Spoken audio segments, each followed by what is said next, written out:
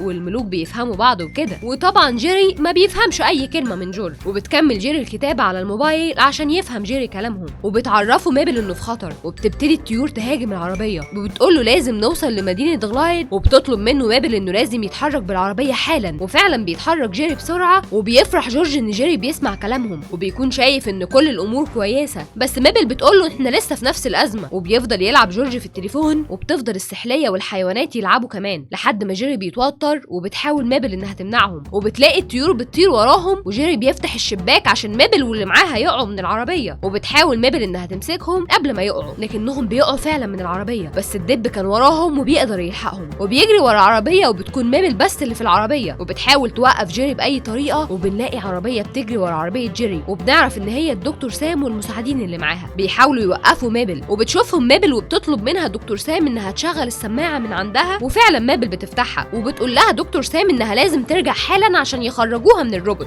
لكنها بترفض وبتقول لها انها بتحمي جيري. وبيلاقوا الطيور فجاه بينزلوا في البحر وبيشيلوا سمكه قرش عملاقه بيخرجوا بيها بره الميه عشان تهاجم جيري. وبيكون الكل مرعوب، وبيبان ان جورج عارفها وانها اسمها ديان ولذيذه جدا. وبتقرب ديان من عربيه العمده جيري، وبتختفي السمكه في الهواء، وبيدخلوا في نفق، وفجاه بيلاقوا ديان السمكه في وشهم، وبتلحق ميبل الموقف وبتلحق جيري من الاكل، وبتحاول تتواصل معاه لكنه ما بيكونش فاهمها. وبتعرفها دكتور سام ان التواصل المتبادل مش بيتحقق في جسم القندس، وبتحاول دكتور سام انها تاخد ميبل لكنها ما بتقدرش. لكن ميبل بيجي لها فكره انها تاخد السماعه اللي بتتواصل بيها مع دكتور سام وتديها لجيري عشان يقدر يفهمها، بس هي بتكون هتقع من العربيه. وبيعرفها جورج ان ديان راجعه، والطيور بتسيبها تنزل العربيه، وبتكون خلاص على وشك انها تاكل جيري، لكن جورج وباقي اصحابه بيلحقوه. وبسرعه بتحط ميبل السماعه اللي هيقدر يفهم بيها كلامها في ودنه، وبتعرفه انها ميبل. ومن كتر الصدمه بيفتكروا انه بيحلم، ومستني المنبه يرن لدرجه انه بيسيب الدركسيون بتاع العربيه وبيكون هيعمل حادثه. وبتحاول ميبل تتفادى الحادثه، بس بتقع بالعربيه من على الجبل، وبتكون خلاص هتقع في البحر، لكن بسرعه بتلحق تقدر تنقذ الموقف وتغير مسار العربيه. وبترجع السمكه ديان تاني لبيتها، والعربيه بتتقلب بيهم، وبيكون جيري لسه مش مستوعب. وبتحاول ميبل تخليه يوطي صوته عشان الطيور ما تاخدش بالها منه، وبتقوله ان هم بيساعدوه وان هم مش مع القرش، بالعكس دول كانوا بيمنعوا القرش من انه ياكله. وبيفرح جيري وبيحضن ميبل، وبيسالهم ايه اللي المفروض يعملوه، وبتعرفه انه المفروض يسيب مدينه غلايد لان الحيوانات غضبانه منه لانه اخذ اراضيهم وبيوتهم. لكنه بيقاطع كلامها وبيقولوا انه مش هيلغي الطريق اللي بيعمله. وبتتعصب ميبل وبتقوله انت انتهكت القانون، لكن بيقول لها ان مفيش اثبات وان الناس عاوزه الطريق ده، وبتقوله انها انقذته، ازاي يكون ده موقفه. وبتغضب جدا وبتعلي صوتها، وبتعرفهم انه موجود هنا، وبتساومه لو هيرجع ليهم وطنهم تاني ولا لا، وان دي فرصتك الاخيره. وبتمسكها دكتور سام، ولما ميبل بتهرب بيقدر يمسكها جيري ويسلمها لسام، وبيحصل قطع في دراع الروبوت، وبيحطوها على الجهاز اللي بيرجعها لجسمها البشري من تاني. وبتعتذر لجورج قبل ما ترجع لجسمها البشري، وبتصحى ميبل في جسمها. وبيروح جورج على جسم القندس وبيشدها معاه، وبتحاول ميبل انها تكلمه لكنه ما بيكونش فاهم او عارف هي مين. وبيعرف ان القندس اللي معاه مش قندس بجد، وبتهجم عليهم الحيوانات كلها، وبتفقد ميبل الوعي. وبتصحى تلاقي نفسها مربوطه في مختبر دكتور سام هي وجيري، وبتحاول تكلمه لكنه بيقول لها تسكت عشان ما يسمعوهاش. وبتدخل دكتور سام وبيكون باين عليها الخوف هي والمساعده بتاعتها، وبنشوف على ظهرهم حيوانات لازقه عليهم. وبتاخد دكتور سام مقاسات وش جيري وبتخرج، ولما بتحاول تبص عليهم التعبان بيبخ سمه في وشها. وبيجي ابن ملكه الحشرات، وبنعرف من دكتور سام ان هم طلبوا منها انها تصنع روبوت على شكل العمده جيري، وانه ينتقل بعقله جواه زي ما عملوا في الحيوانات. والكل بيترعب وبيكون شكله اتجنن تقريبا. وبتساله جيري ايه فايده الشخص البشري للمجلس، بيعرفها ان الشجره المزيفه بتعديل بسيط فيها ممكن يستخدموها في ازعاج البشر، وان في عدد كبير منها يقدروا يحاصروا الناس بيها ويدمروهم كمان. وبتحاول ميبل تفهمه ان جيري غلط، بس مش كل الناس تستاهل كده، لكنه بيقول لها انتوا الاتنين زي بعض بالظبط، سرقتوا وكذبتوا واستغلتونا. وبيتفق كمان معاهم جورج لانه بيكون مصدوم في ميبل، وبيروحوا كلهم الحفلة اللي هينفذوا فيها المخطط بتاعهم بالأشجار المزيفة. وبتحاول مابل تكلم جورج وتفهمه لكنه بيسيبها ويمشي وهو حزين. وبيتكلم جيري مع مابل لكنها بتفضل ساكتة وما بتردش عليه، وبتلوم نفسها انها استغلته وكذبت عليه وانه كان صاحبها. وبيقول لها جيري ان هم مجرد حيوانات وبيحاولوا قتلنا وانتي السبب. وبتفكر مابل في جدتها وبتفتكر كلامها في انها لازم تهدى. وبتكلم جيري وبتقول له الكلام اللي جدتها قالته لها زمان، انه من الصعب انك تغضب لما تفتكر انك جزء من حاجة عظيمة. وما بيكونش جيري عارف هو جزء من ايه. قالت له ان المشكلة دي حطتنا في مركب واحد، ولو تعاوننا هنقدر نخرج من الموقف ده. وبيسألها ازاي، وبتشاور له على الجهاز وبتطلب منه يستخدمه وينتقل لجسم القندس. وبعد خناق كتير بيوافق وبينتقل لجسم القندس فعلا، وبيقدر يفك مابل وبتستخدم السماعة عشان تفهمه. وبيتفقوا مع بعض وبيروحوا للحفلة اللي فيها ملك الحشرات على شكل العمدة. والناس بتكون مستغربة طريقة جيري العمدة جدا، لكنه بيقدر يضحك عليهم ويقنعهم ان هو جيري. وبيروح جيري وهو في جسم القندس ومعاه الدب وبقية اصحابه عشان يفكوا الدكتورة ومساعدينها. وبيسألهم جيري المزيف في الحفلة مين لسه قاتل حشرة، وطبعا في ناس بتقول انا، وبيقول لهم انكم تستحقوا تسحقوا زيهم. وبيشغل الشجر المزيف، بس قبل ما يشتغل بتوصل مابل وبتقول له انت مش مضطر انك تعمل كده يا تايتوس. وبتستغرب انها عارفة اسمه وبيبدأ يتوتر. وبيسألها عرفت اسمه منين، بتقول له ان في شخص حكيم قال لها قبل كده انها مش لازم تكون غريبة، ودي بتكون اول قواعد البركة اللي قالها لها جورج. وبيكون جورج سامع كل كلامها وبتتأسف له انها قتلت امه. وطبعا الناس ما بتكونش فاهمة حاجة، وبيبان على تايتوس انه مش فارق معاه موت امه، لكنها بتقول له اكيد فارق معاك لانها كانت امك. وبيقول لها انه حس بالعجز، بتعرفه ان هي كمان حست بيه وده خلاها تعمل حاجات يا ريت لو ما كانتش عملتها. وبيتأثر جورج بكلامها وبتكمل مابل وتقول لتايتوس انه لسه ما فاتش الاوان اننا نتعلم من غلطنا ونعيش مع بعض. الحيوانات والبشر ده مكان واحد كبير. وبيمثل تايتوس انه بيعيط لكنه بيكون مختل تقريبا. وبيقول لها هي دي خطتك، خطاب جميل فعلا، بس كنتي فاكراها ينفع؟ وبتقول له تمنيت انه ينفع.